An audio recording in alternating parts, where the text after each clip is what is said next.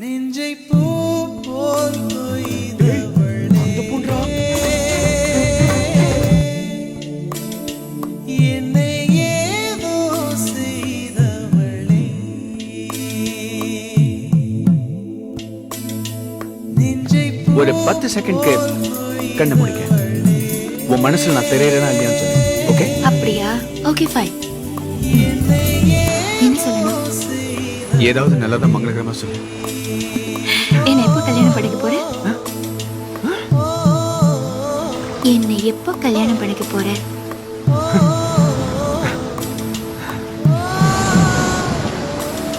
என் கையில ஒரு தாலியும் ஒரு நாதஸ்வரம் கேசட்டும் இருந்தா உன்னை போய் கல்யாணம் பண்ணிப்பேன்.